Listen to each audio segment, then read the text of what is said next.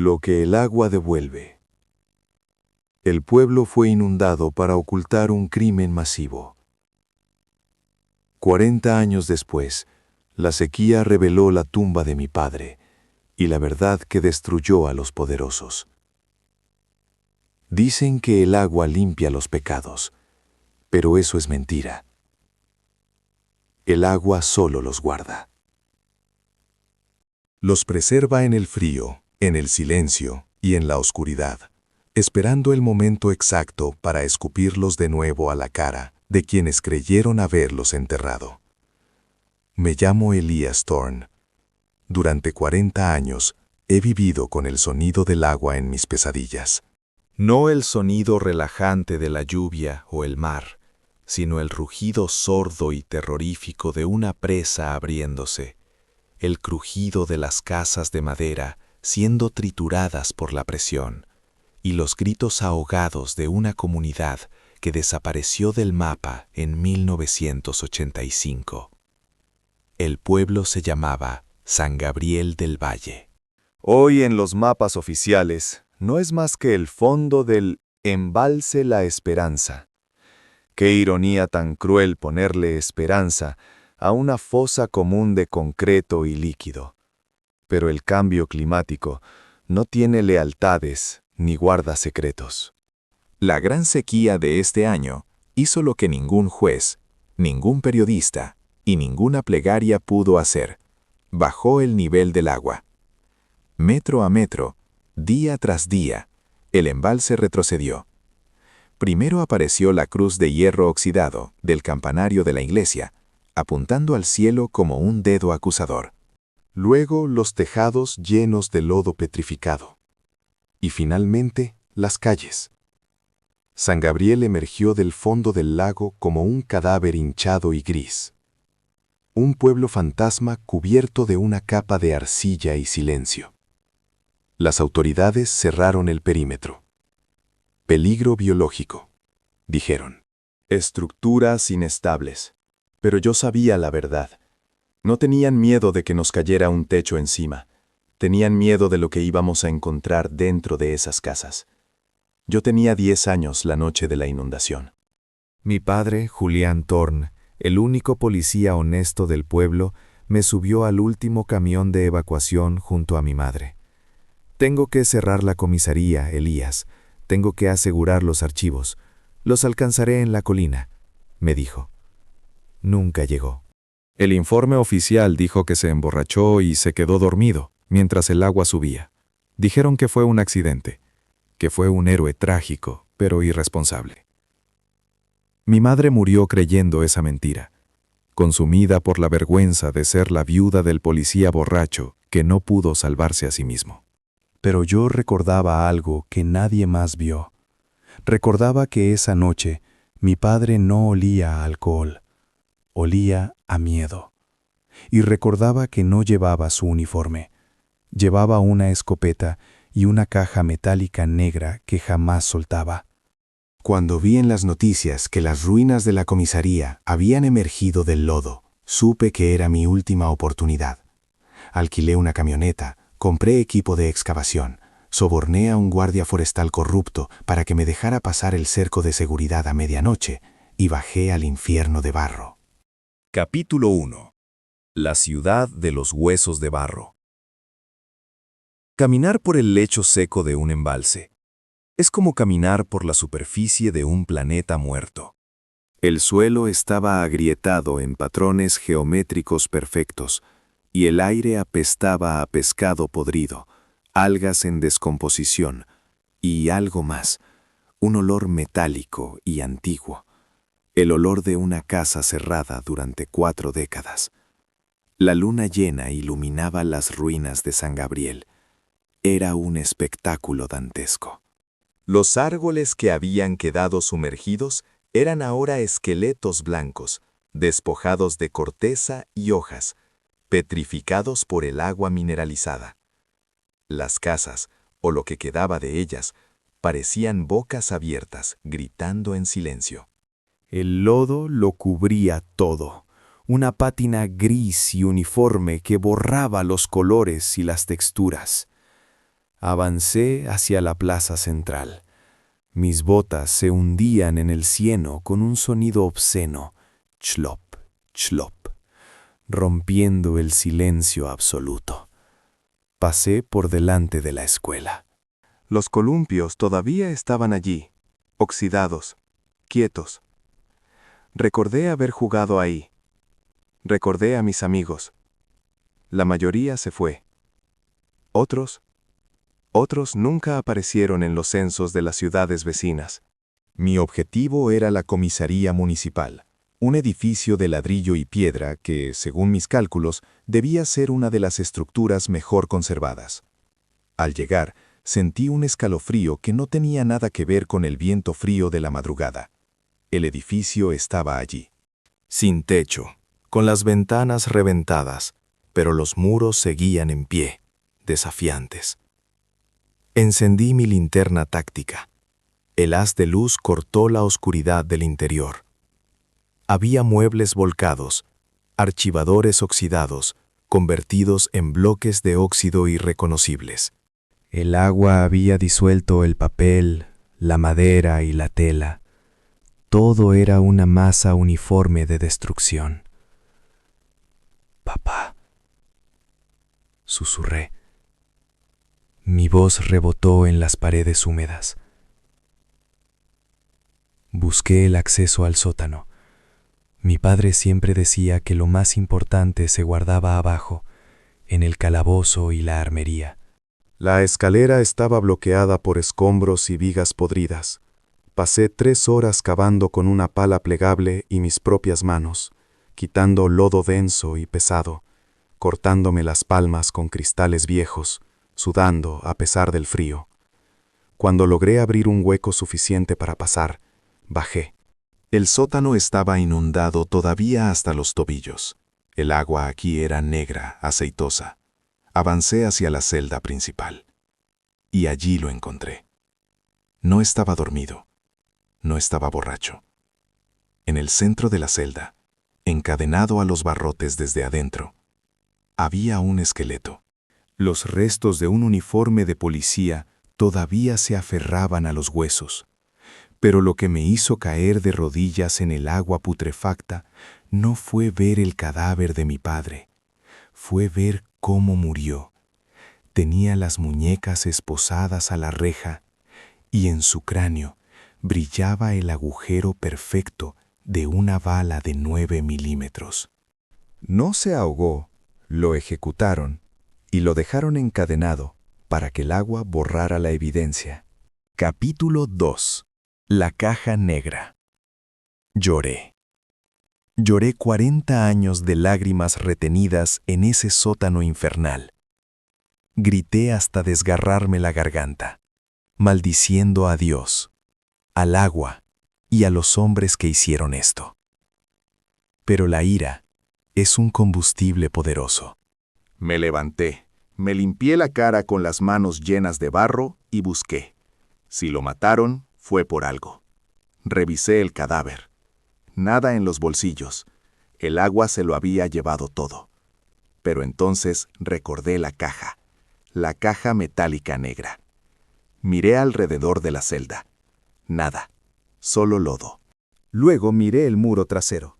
Había un ladrillo suelto, casi invisible bajo la capa de sedimento. Lo golpeé con la pala. Sonó hueco. Arranqué el ladrillo con desesperación.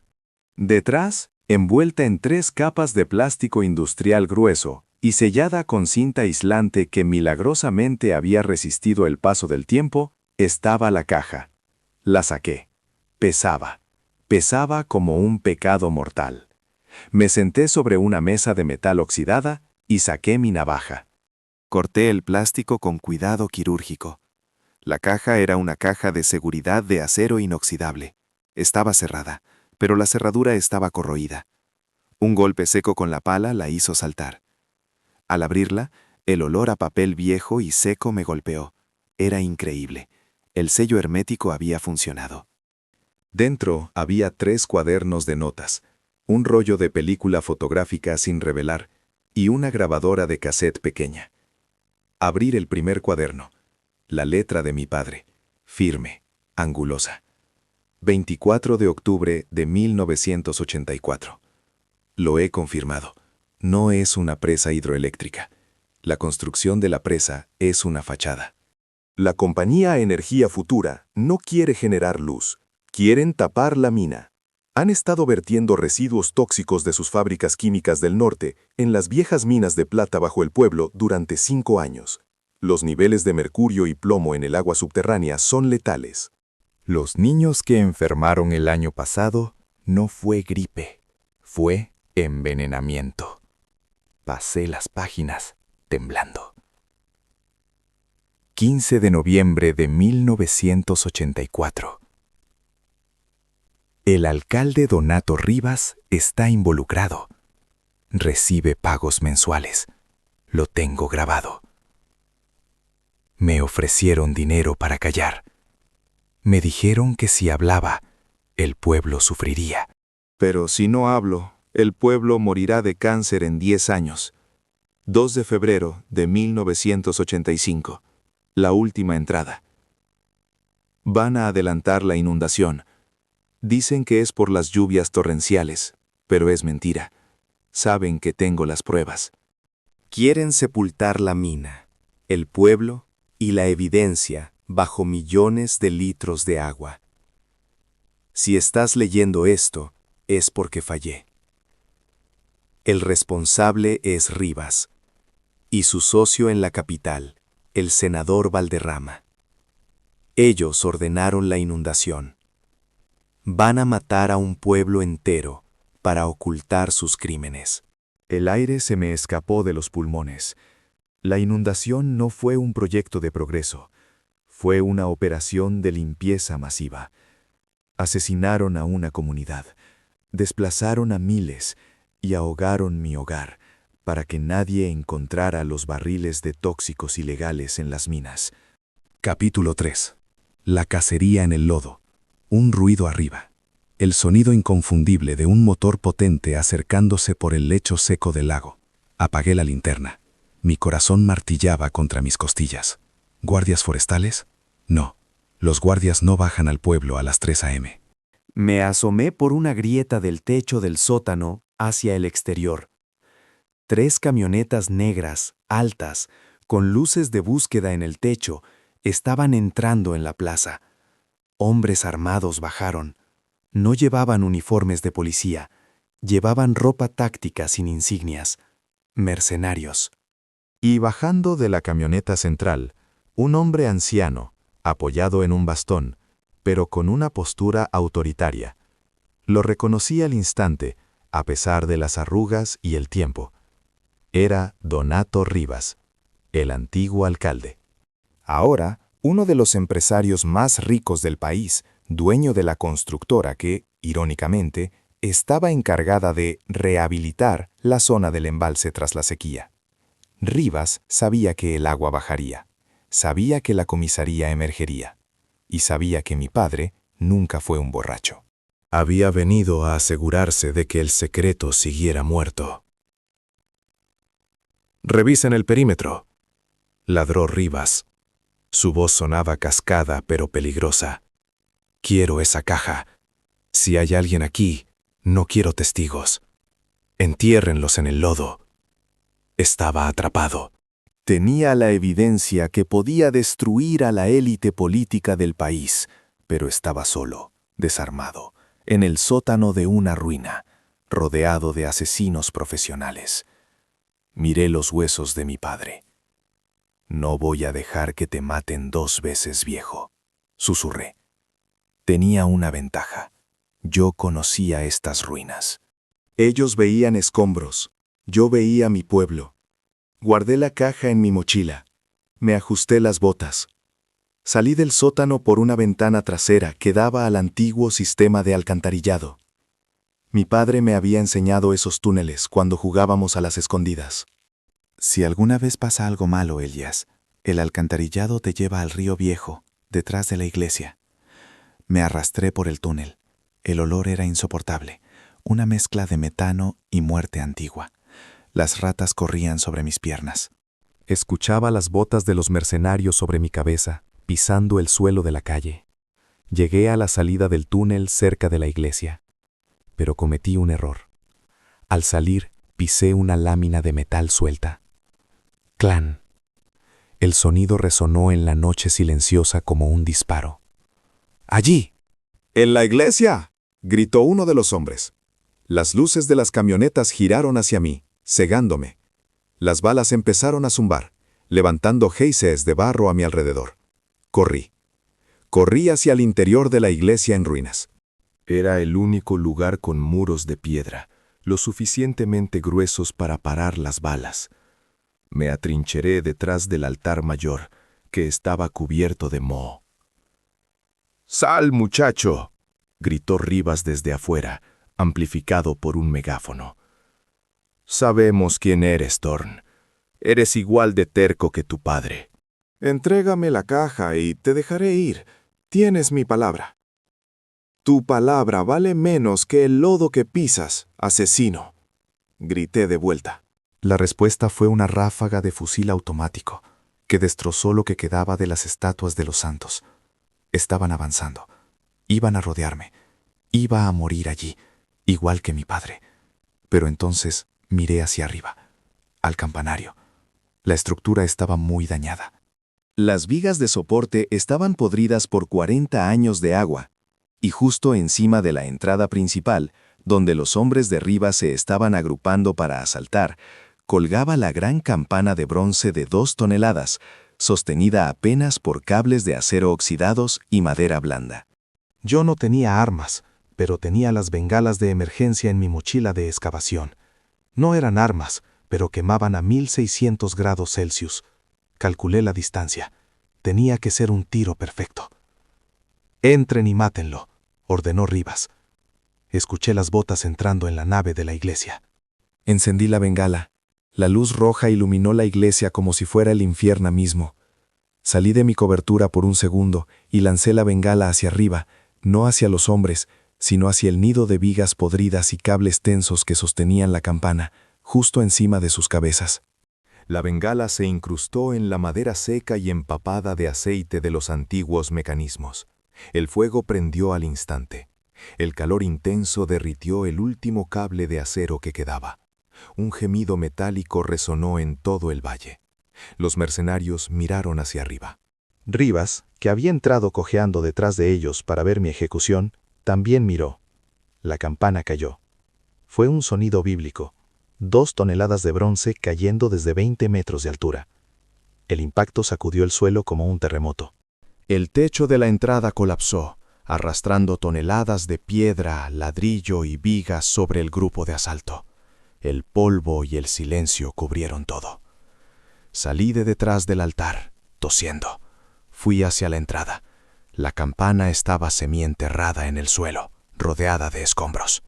Debajo de ella y de la montaña de piedras no había movimiento, solo el silencio de la muerte. Vi una mano saliendo de los escombros, cerca del borde. Llevaba un anillo de oro con el sello de la alcaldía. Era la mano de Donato Rivas. Todavía se movía débilmente, arañando el lodo. Me acerqué. Me arrodillé. Rivas me miró con un ojo.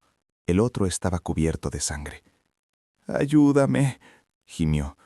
«Te daré millones». Lo miré. Miré la caja negra en mi mano. «No quiero tu dinero, Rivas. Quiero que te ahogues, como hiciste con mi pueblo». No lo toqué. No lo rematé.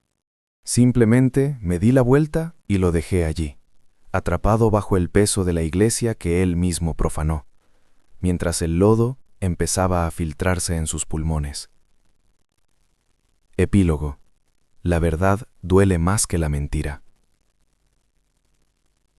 Caminé 15 kilómetros hasta la carretera principal. Al amanecer, estaba en la redacción del periódico nacional más grande del país. Entregué la caja. La historia explotó. Fue el escándalo del siglo. El Watergate de barro, lo llamaron. Las pruebas eran irrefutables. Las grabaciones, los cuadernos, las fotos de los vertidos tóxicos. El gobierno cayó. La empresa Energía Futura fue desmantelada. Se exhumaron cientos de cuerpos del lodo para darles sepultura digna. Pero no hubo final feliz. Mi padre fue vindicado como un héroe, sí. Le hicieron una estatua. Pero yo me quedé vacío. La verdad no me devolvió mi infancia.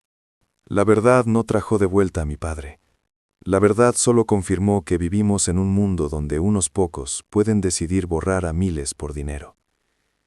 Regresé a San Gabriel una última vez antes de que volvieran a llenar el embalse, porque irónicamente la ciudad necesitaba el agua. Me paré frente a la tumba real de mi padre, en el cementerio nuevo en la colina. Descansa, papá.